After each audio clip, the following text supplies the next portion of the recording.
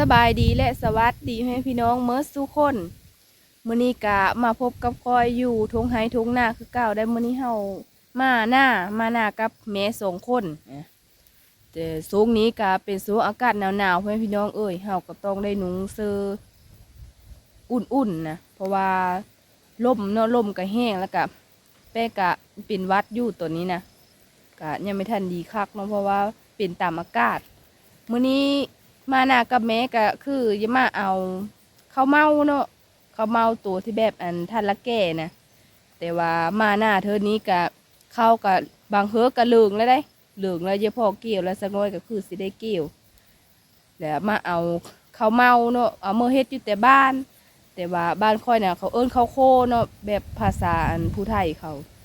เดี๋ยวไปเบิ่งฮับส้มเบิ่งน้ำเดียวนะว่าเขาจะเอาแบบเลือเอาอันข้าวเมาน่ะเอามือเฮ็ดข้าวเมาแล้วก็ไปเบิ่งข้าวอยู่ทงหน้าเขาเลยว่ามันสิพอเกี่ยวสำเร็จละสบายดีพี่น้องทุกคนนี่อีเมอันนี้จิโร่เขาคุดมานำทางนะนี่นะจิโร่ก็มากระบกอันค่อยอันนี้เมได้หลายนะอีกลายหนึ่ง60มัน65ตัวเดี๋ยวเอาอันไปเอาอันนั้นเลยนะไปเอาข้าวเมาเลยเพราะว่ามันแดดโหนละสอบหัวมืออีสายแล้วตอนนี้กัน9:10ละเนี่ยนะข้าวเขานะเพื่อนพี่น้อง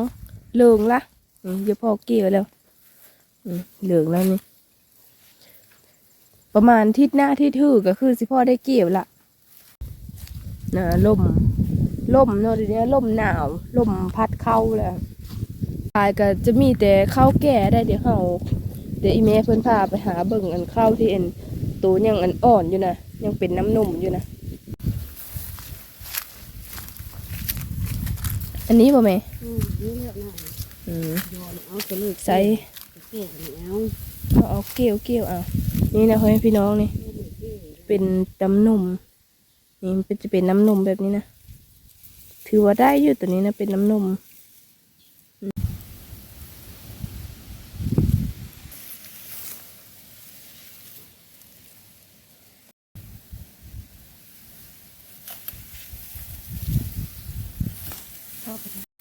บัดเกี่ยวข้าวนี่คือละอันคักเนาะพี่น้องเพราะว่าอันเฮาเกี่ยวข้าวกับแบบ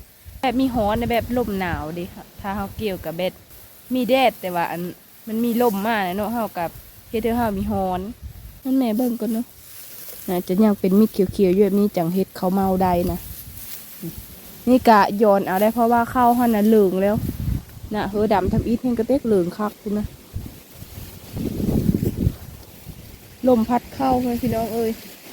ขันเข้าผู้เลอหน้าสูงก็เฮ็ดให้เข้าล้มได้นะอันนี้หน้าค่อย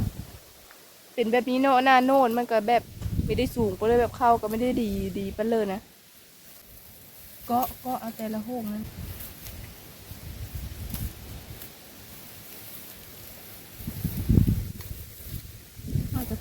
ข้าจะก็ย้อนเอานี่ไหมพี่น้องเอ้ย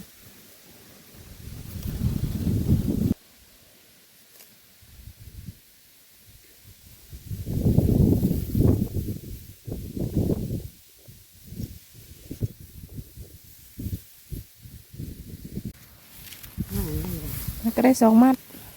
เดียวนึกมันก็บ่นก็ไม่ได้อีกนี่ก่อน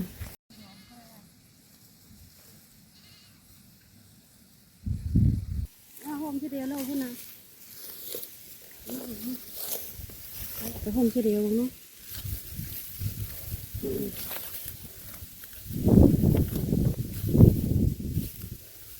น่ะข้าวหอกกับพ่อพี่น้องจักไปเลยอันกินน่ะนี่จักไปเลยเนาะอันเฮ็ดเชือข้าวเขานะหมุนเมื่อไรน่ะฮะจักแบจักไก่เนาะคือละแม่นอันขันแม่นไก่ก็หน้าแถวมุคือนี่ละนะฮะพ่อบอกไหมได้จักมัด1 2 3 4 กรัมลมก็เนาะบึงดูกุกไม้เพิ่นโน้นนานเลยยามหนาวนี่นะมีเป็นแต่จะไปเคอกุกไม้ใหญ่ได้เพราะว่าลมแห้งที่เฮาไปเอาเฮอนะเฮอดำอันแล้วตำหลังมูนะเฮอตะกานี่ละ ข้าวเฮอนี่แหละมีดีก็หมู่แม่เอ้ยดำเบิ่งนูพลอยพลอยแผลเลยเก็บข้าวโพ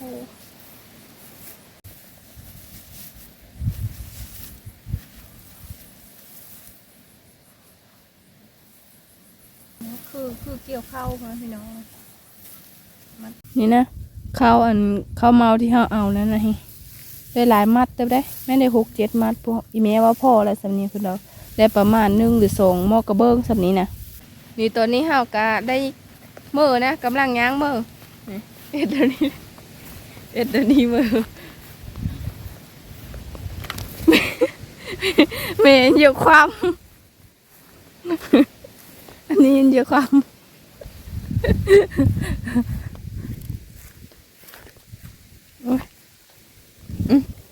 เอ็ดนั่นเลยเด้นี่นะพี่เมย์มัดแบบนี้เลยนี่นะเฮามาทิ้งปลาก่อนเฮ็ดเพื่อนี่นะไปเกี่ยวข้าวบ่ดีแล้วกำใครนะเบิ่งดูเขาโคยนะดีคักแล้วบ่ดีคักไปเลยทักทายสบายดีและสวัสดีอีน้องพี่น้องมื้อนี้เฮาจะต่อจากเมื่อวานนี่นะเพราะว่าเมื่อวานนี่เฮาไม่ได้เฮ็ดซ้ำเขาเมานะเฮาจะมาเฮ็ดมื้อนี้เฮามาโคแล้วก็มาคูดนี่ตอนนี้เฮากำลังจะคูดนั่นเลยเดี๋ยวเฮามาเบิ่งวิธีคูดนั่นเดียวเลยนี่เฮาจะเอาบ่งคูดแบบนี้ได้ค่ะพี่น้องเอาบ่งคูดให้เขาออกแบบนี้เลย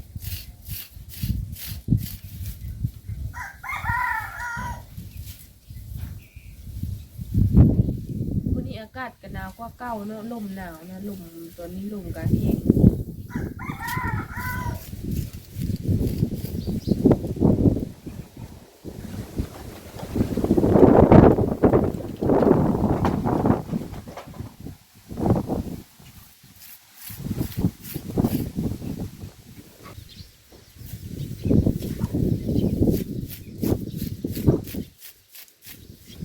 เขาคูดแล้วนี่ก็เอาไปโค่เนาะพี่น้องเอาไปโค่มีเค็มโค่แล้วเขาก็ต่ำเดี๋ยวเขามาเบิ่งว่าเขาเลยเขาคูดแล้วนี่ได้จักโมบันเทาโคนะเพราะว่าตัวรีบก็มีเนาะแบบตัวมีท่านมีน้ำนมก็มีอันนี้ก็ได้ขึ้นมาคูดที่เทิงเหือนนี่นะเพราะว่าอยู่ตารางลมแห้งเนาะที่เป็นวัดเจ็บหูลมพัดเขาขึ้นมาขุดแต่ถึงไม่ใช่แน่ลมพัดก็เลย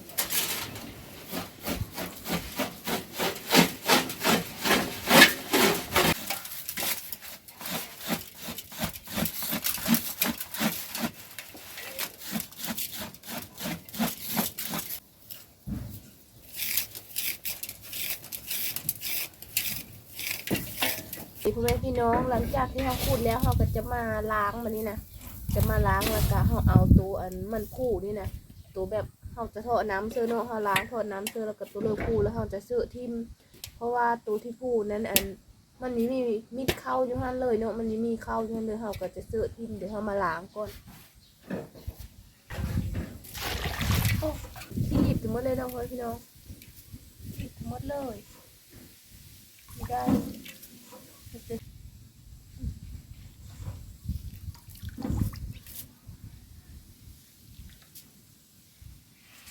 อีเมลเพิ่นมาเฮ็ดให้ก่อน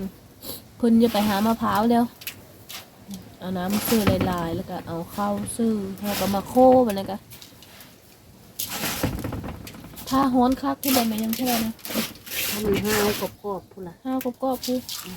ห้าวโคจนน้ำมันแห้งนะพี่น้องนะห้าวจังพอนะนี่เพราะว่าน้ำยังหลายอยู่นะฮ้อนอายทุดๆขึ้นมาเลยนี่ตอนนี้น้ำเคยจะแห้งกันนะพี่น้องแล้วก็ถ้าน้ำแห้งแล้วก็มันห้าวก็จะได้ปกเลยกันปงไว้เนาะไว้ให้มันเย็นแล้วก็เขาจะต่ำ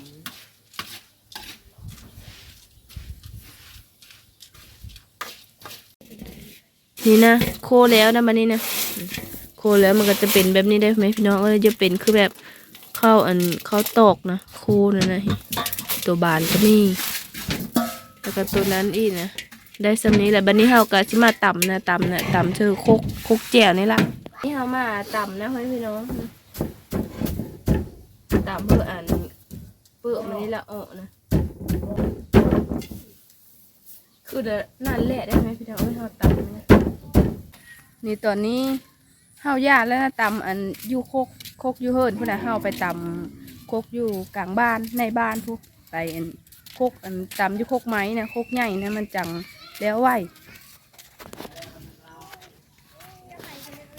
นะตอนนี้เฮากำลังไปแต่ว่าไอ้แม่เพิ่นย้าตำหลังอันนี้แม่โก้เพิ่นเอาขี้แบมือเซอร์พุ่นพักเพิ่นนี่นะเฮามาตำอยู่เฮิร์นเขานี่นะอันนี้เจ้าของโคกเขาตำอยู่ จะมองเบิ้งมันเจ้าเนี่ย สองเคยจะแล้วเนาะตำผู้เดียวบ่ นี่ถือมองกระเบิ้งนึงเท่านั้น เดี๋ยวเด็กน้อยขึ้นมาตรงนี้เขาก็ตำเขาลงเล่นตอนแรกนี่ละ อันนี้เยอะมุนๆเนี่ย เขาโคหาเขาโคอัน นะฮะหมุนเลยน่ะเพิ่นตำเคยจะแล้ว แต่มะพร้าวอ่อนหวาน ไม่เอาสิ กินนี่เหรอ จำตำข้าวโคได้ซื้อกระเมยแล้วเดี๋ยวนี้เนาะแต่เก้าสุกคนแต่เก้าเขาจะใช้อันตำข้าวก็เอาโคกนี่แหละตำนะ มีหงสีแล้ว แม่นบ่มิเจ้ากระท่านบ่ต พ่อกู ำข้าวกินตลอด แม่มึงยังทันคือเชื่อคู่เข้าก็ได้เอาแม่มึงนะ แต่เก้าขออีมิเพื่อการตำข้าวกินนะเพราะว่ามันท่านละท่านสมัยนี่คือเดี๋ยวนี้นะ นนใครเคิงแน่นอน แต่เก่าแบบนี้มีโฮงสีคือเดี๋ยวนี้ตำของเฮ้าวันนี้น้อยเดียวของเฮ้าซื้อบาทเดียวหนึง ก็เชื่อพระ น่ะเมโก้ตำเคยจะแหละละเพิ่นตำมาแห้งๆนั่นนะเพิ่นตำข้าวซอย งามได้เอ้ยน่ะฮะ ใช่หนึ่งอย่าง นี่ค่ะพัดยาก็มีค่ะ ข้าวเห็ดเถอะมีอ่อนคือเมโก้ได้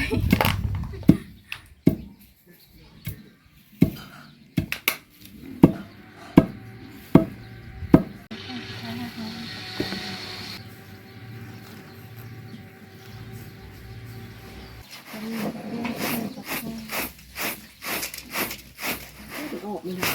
ท่าน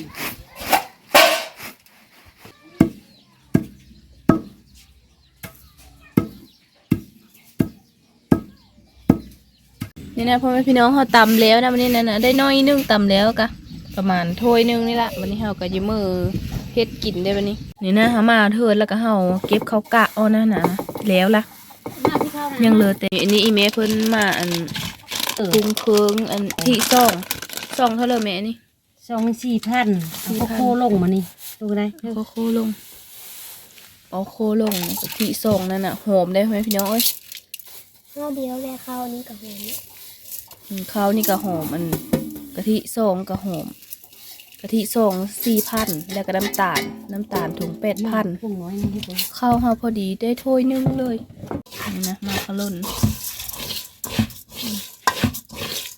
พอดีมันเป็นข้าวเมาเลยนะคะข้าวเมาเลยข้าวอันสีเมาๆนะนี่มาเสริมน้ำตาลมานี่นะมาทอดน้ำตาลลงต้องคือละหวานแห้งเลย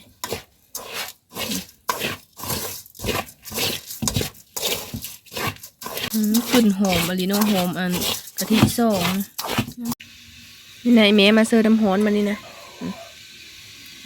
เอาน้ำฮ้อนลงเอาน้ำฮ้อนลงพ่ออัน ลง พ่ออันมีน้ำนะ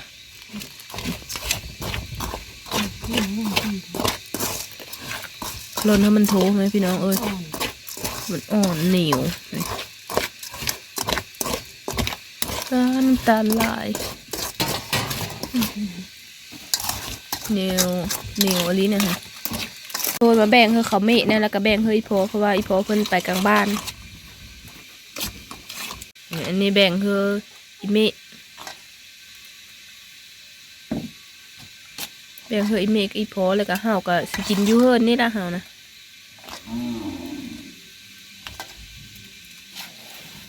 อันนี้เฮากิน3 คนเอามานี่กับหลานแน่นะฮิแล้วก็แม่แล้วก็ค่อย3 คนเดี๋ยวมาซิมมันก่อนแม่พี่น้องเอ้ยข้าวกะก็ยังเหลือมีอยู่นะฮะ แซ่บบ่ ครับหอม กินนั่นเลยใช่บ่ แซ่บปะเนี่ย แซ่บ มาเด้อแม่พี่น้องกินอันข้าวโคข้าวเมาน้ำเดียวเด้อ มาเด้อพี่น้องเป็นหมู่คู่คน กินข้าวเมาแซ่บ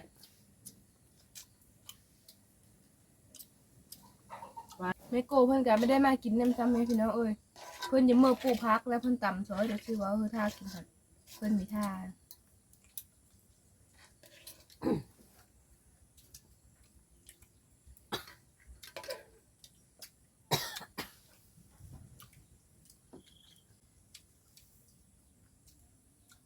แล้ว ก็แค่ แล้วเข้าข้าวโคตรอันยังแข็งนี่ตอนนี้ค่อยกับแม่กับหลานก็ได้กินข้าวเมาอิ่มแล้วนะกะข้าวเมาเขาก็แซ่บหลายเนาะเพราะว่าเรากินอันครั้งแรกของปีนะปีนี้นะข้าวเมานะเลยค่อยกะสิได้ปิดคลิปไว้เพลงนี้เนาะกะขอขมกขอบเจอที่ติดตามแล้วก็รับส้มเดี๋ยวคลิปหน้าพบกันไหมอย่าลืมกดติดตามเป็นกำลังใจให้แป้งในเด้อบ๊ายบาย